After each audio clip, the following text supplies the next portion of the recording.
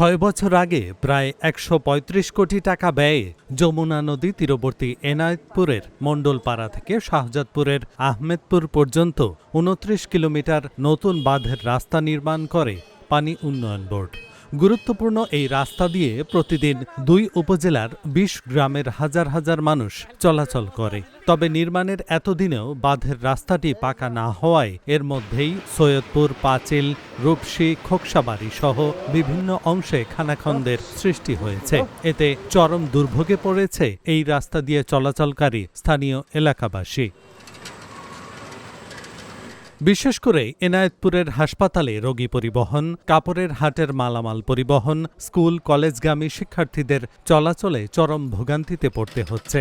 রাস্তায় মাঝে মাঝে বড় বড় গর্ত আর খানাখন্দের সৃষ্টি হওয়ায় মাঝে মধ্যেই ঘটছে ছোট বড় দুর্ঘটনা। নষ্ট হচ্ছে যানবাহনের যন্ত্রপাতি। ভোগান্তি কমাতে দ্রুত রাস্তাটি পাকাকরণের দাবি স্থানীয় এলাকাবাসীদের।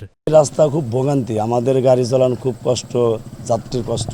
বৃষ্টি নামলে গাড়িটা উল্টা যায়, দুর্ঘটনা, যাত্রী কাটা বেটা যায়, হাসপাতালে আমরা যাই, এনায়েতপুর মেডিকেলে যাই, আমাদের খুব কষ্ট।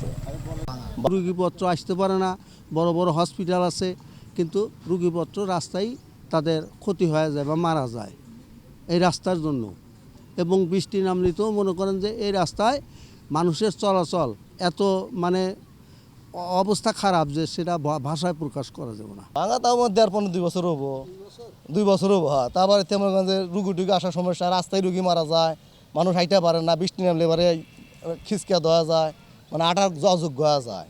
অথচ এই রাস্তায় হাজার হাজার লোক চলাফেরা করে, তারপরে খুব চরম দুর্ভোগ। এই দুর্ভোগের কথা শেষ নাই।